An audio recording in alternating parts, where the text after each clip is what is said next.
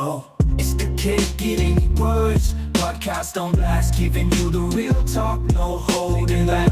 Can't get any worse, we'll make you see. There's always a silver lining. We'll set you free, so join the movement. Let's change the game with the Can't Get Any Worse podcast.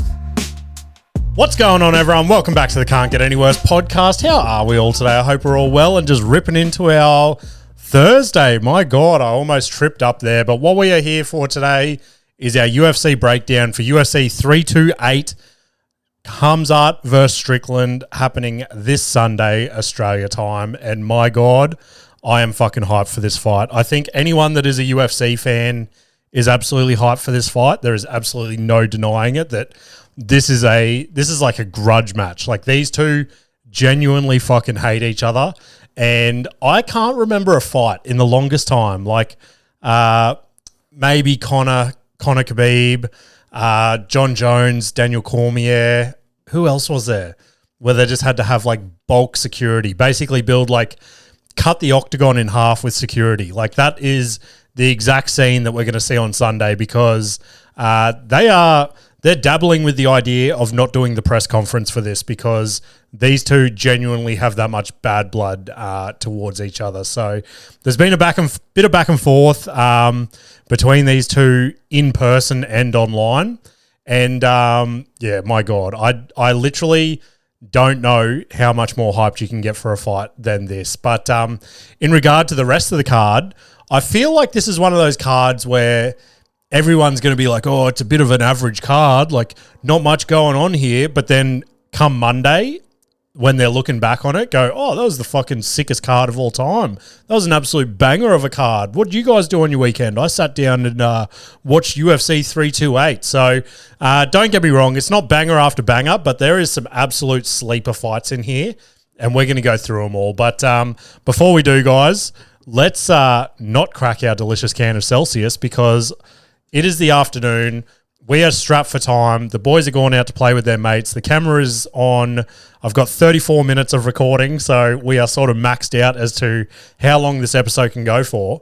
And I just didn't have time to swing in and get a Celsius, but I'm working on them in the background. I'm needing them, like a nice little piece of, what do you need? Like a pizza base?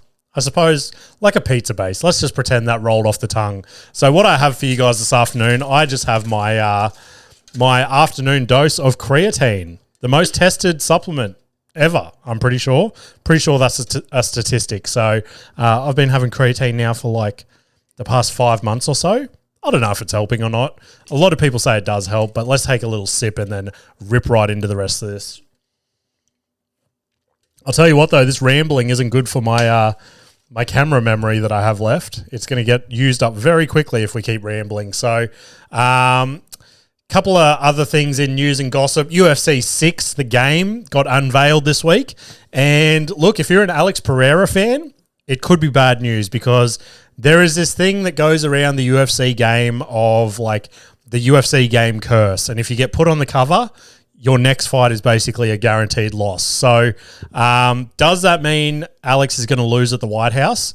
We don't know. But is it worth a sneaky double on Cyril Gane just to play into the whole juju of the whole thing? Because I'm pretty sure that's like a solid record. Like, once you've been on there, you lose your next fight. So I genuinely don't think that Cyril Gane is going to beat Alex Pereira. That is absolute craziness. But you can't argue with facts. You can't argue with the past, you know? Looks like the boys have just got back, which is great. Other news and gossip. Dustin Poirier came out this week and said he might consider coming out of retirement to fight Nate Diaz, which is absolutely wild, you know? Like, part of me is excited for that. Like, obviously, Nate's got his MVP thing coming up on Netflix. He's got to get through that first. And Dustin, I just want to see him retired. He has got out of the fight game relatively scot-free, you know what I mean? He's still very coherent. He can make full sentences and things like that. And you just want to see someone like that ride off into the sunset and just live the most glorious life with his family. So I'm a little bit worried that he's out there throwing out ideas like a comeback, because, like I said, I just want to see him ride off into the sunset. Jeremy Stephens on this card this one took me by storm. Only a matter of months ago, we saw Jeremy Stephens on a bare-knuckle fighting card, and now he's back into the UFC. Now, I probably should have looked a bit more into his contract as to how he's been able to do that, because as we all know, Dana's contracts are pretty dialed in. Like, he very rarely lets a fighter go and fight for another organization unless they're out of contract, which makes me think that the only way that Jeremy Stephens is now back on a UFC card is maybe his contract ran out, he went and did that fight, and now he's re-signed a new contract. But the dude has to be like, fuck, how old would Jeremy Stephens be now? At least 37, 38, I reckon. Like, he has been around for a long time, but I'm not going to lie, I'm pretty hyped to see him fight this Sunday. So shout out to Jeremy Stephens. What else have we got here? Tom Aspinall came out on socials this week. He's said that the UFC has been in contact with him, and they've basically said, you're facing the winner of Cyril Gane or Alex Pereira from the White House card, which is what you want to hear as a UFC fan. That's how it should be. If John Jones isn't going to pop his head up and fight him, then I guess the next best thing, Alex gets through Cyril at the White House, and then we have somewhat, I would say it's a super fight. Tom Aspinall has been put down as like one of the best heavyweights of all time, if not the best, and Alex Pereira is seen as potentially like the best fighter of all time. Like, the run that he's been on the last few years, it's genuinely hard to deny. So that, I see that as a super fight. If Pereira gets through Cyril Gane, which, like I said before, I don't see that being an issue. Couple other quick little stories. UFC promos, my God. Take a bow, UFC media staff. We are back into like vintage UFC promos. I'm not going to lie, that is a big thing that got me into the UFC. Just watching the promos, watching the lead-ups, watching the countdowns, things like that. And I have to say, over the last 4 to 5 years, they have been lacking very, very badly. I don't think I've seen a promo where I've seen it and I've been like, I have to see that fucking fight. They released a promo this morning, the UFC, on their Instagram, probably on their TikTok and everywhere else as well, of Khamzat versus Strickland this weekend. And my God, just the video is perfect. The music to go with it is perfect. Just the whole story in that like 30-second clip, fucking give me the pay-per-view right now. It is absolutely wild. And yes, I said pay-per-view because I still live in the land of Australia where we are stuck in the pay-per-view model. So fuck you to the rest of the world. But like I said, we are short on time, so let's just rip right into it. Let's get into our breakdown for UFC 328 happening this Sunday, Australia time. Before we do rip into these early prelims, let's take another sip of this delicious creatine. Just doesn't roll off the tongue, does it? All right. We are kicking it off. I'm actually a little bit excited about this fight. Now, is it a huge fight? Most definitely not, but it is two absolute prospects in the, what division is this? Flyweight division. These two, they're relatively young, and they've both got like very good records. So I am excited to see these two just get in the octagon and bang it out. So we've got Clayton Carpenter up against Jose Ochoa. So Carpenter's the favorite in this one. And I just think this is just going to be a genuine high-paced scrap. Just these two swinging for the fences. So Carpenter's 7-0 and Jose's 6-1. It's literally a flip of a coin to me, but I think I just have to go the fighter that's still got the O to his name. So I'm going to go Clayton Carpenter in that one. Then we go to the middleweight division. We have, I fucked up this guy's name on the last breakdown as well. Sorry for that sound that just came through there. I didn't put my laptop on focus mode, so let's quickly do that because I feel like the kids are going to keep walking in front of the camera now that their friends aren't home. There we go. Now we should have no other issues. Okay, so where were we?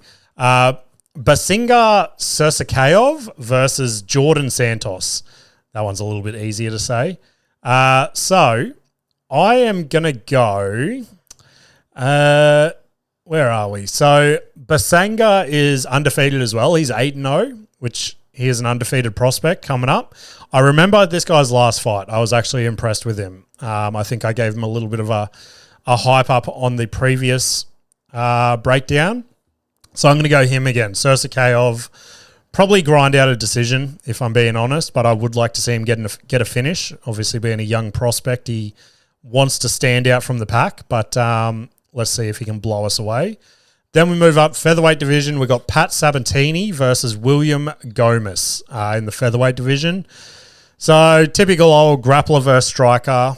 And look, we didn't pick a finish in the last one, so let's go the favourite in that one. Let's go Pat Sabatini by submission. Hopefully he can get that one done. And to wrap up the early prelims, this one, look, I'm excited for this fight. And it actually surprised me it's on the early prelims, but I suppose that just tells you how stacked the prelims and the main card are. So we've got a guy that is absolutely blowing the UFC apart. I'm actually on the lookout for one of this guy's UFC cards, but Roman Kopylov versus Marco Tulio. So Kopilov's 13-3, decent record, and Marco is 12-1. So Kopilov's the striker, the favorite in this one.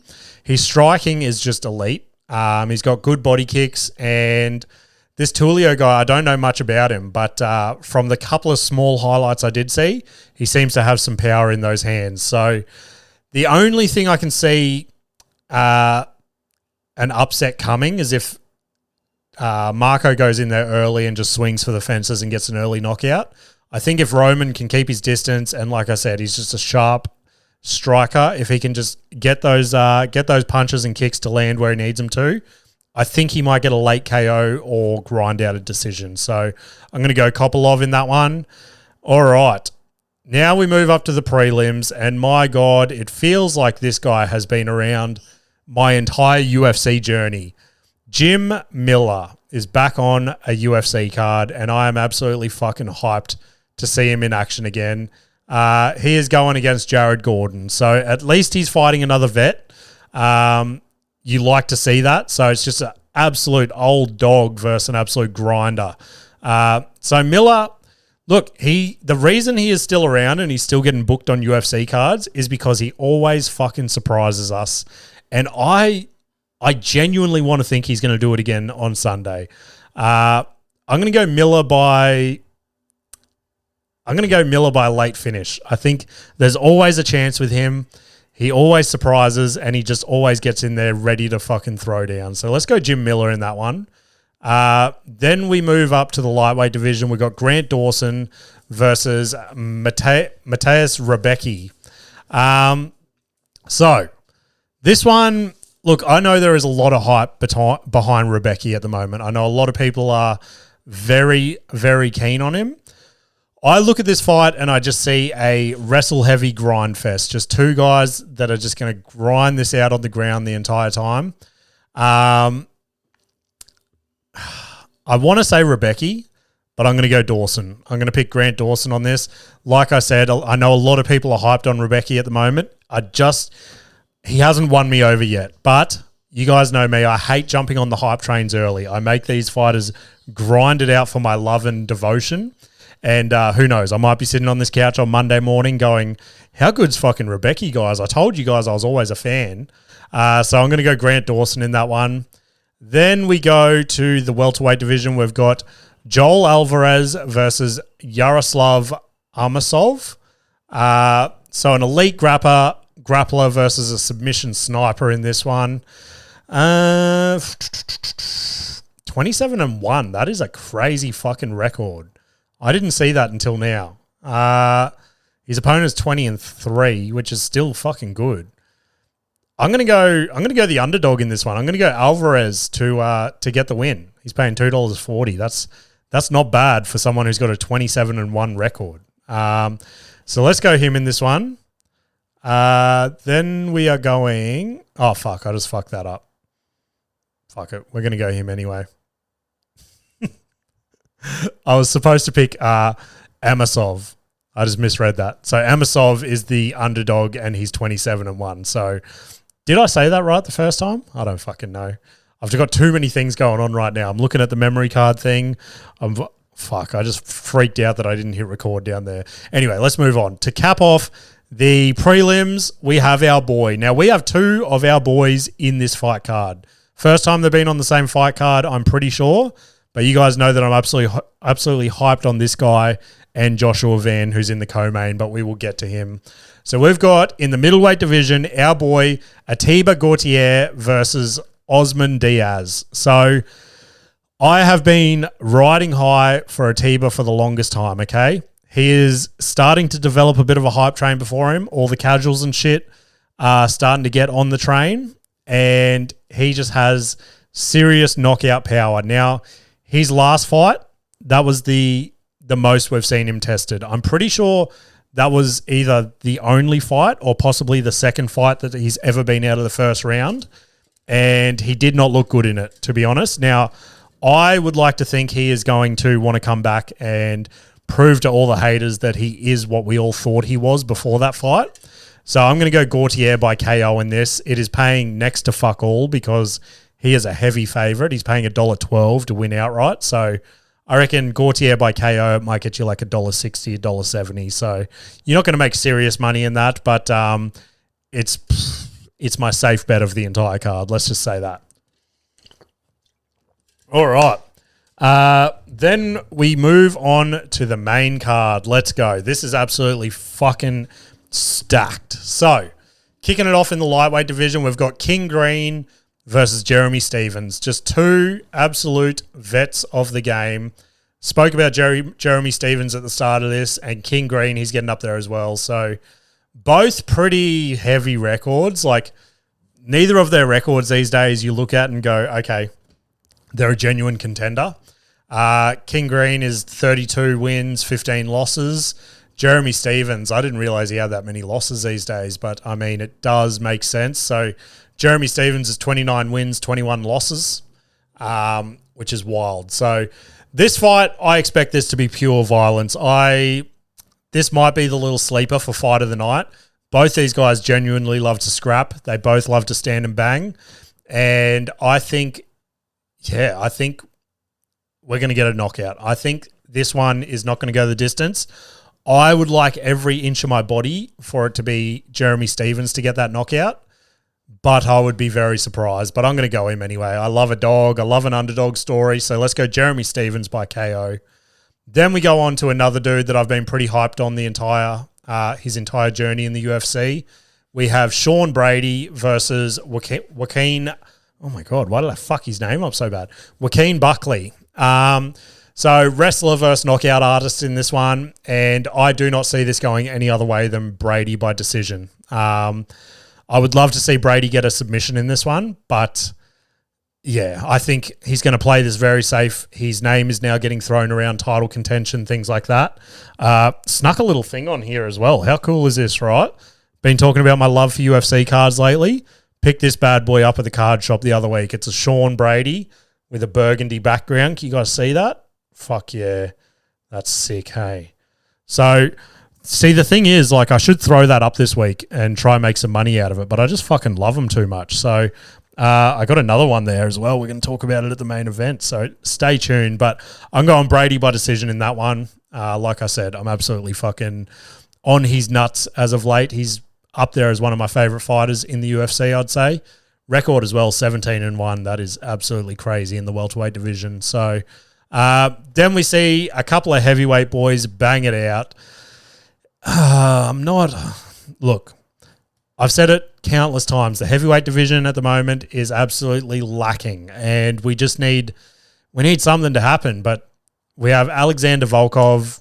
I feel like we see him in every second fight card just trying to salvage the heavyweight division versus Waldo Cortez Acosta. So this guy is seen as one of the new prospects in the heavyweight division. Again, he hasn't exactly wowed me too much. So this fight is just your typical veteran striker versus just a rising power puncher. So, look, the story, this is a flip of a coin for me as well.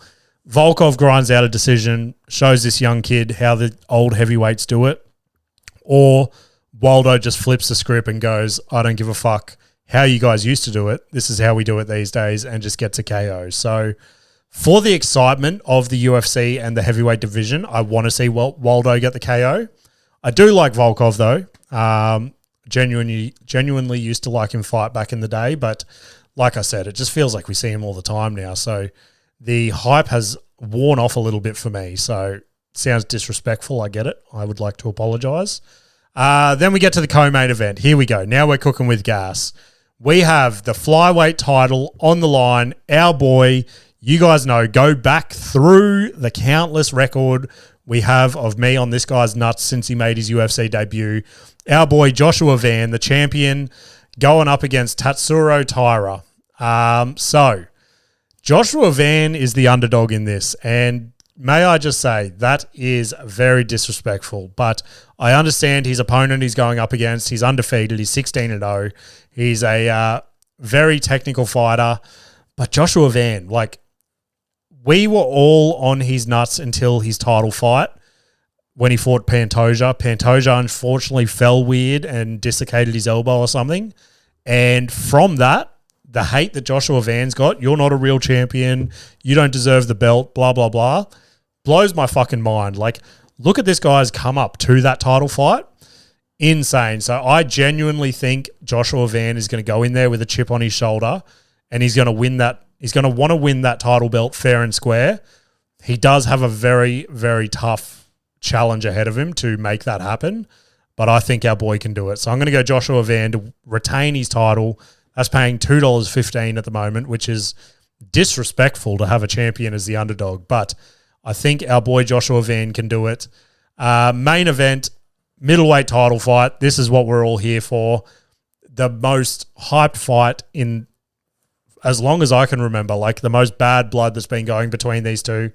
We have Khamzat Chimaev, who is the current champion, versus Sean Strickland. So Chimaev is a heavy favorite. He's paying $1.20. Strickland at $4.50. If you're into the underdogs like I am, my God, every inch of my body is entertaining an underdog win right here. Do I see it happening? The very tiniest glimmer. I say 5% of me thinks that Sean Strickland is going to get the win here, purely because Chimaev is one of the scariest motherfuckers we have seen in the UFC in a long time. Just the look this guy has, he just takes his opponents into dark water and just fucking drowns them, basically, and it is scary to watch. So, like I said, they have said some very, very hurtful shit to each other this week, and I am excited to see what happens once that cage door gets locked behind them and there is no one splitting them up other than the referee. So, if Chimaev does win, it's going to be a very... Look, a lot of people say it's boring. I actually like his wrestling style.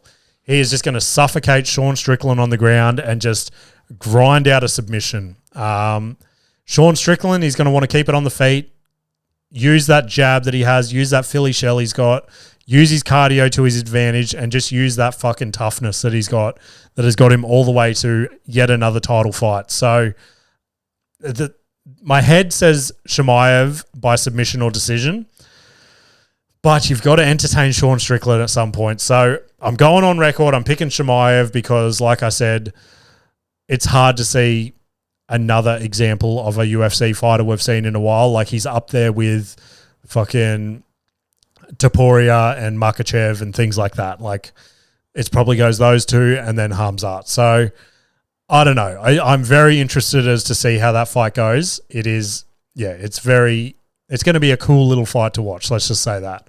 But what we're all here for, that gets us to the end of our episode, which there's only one thing left to do.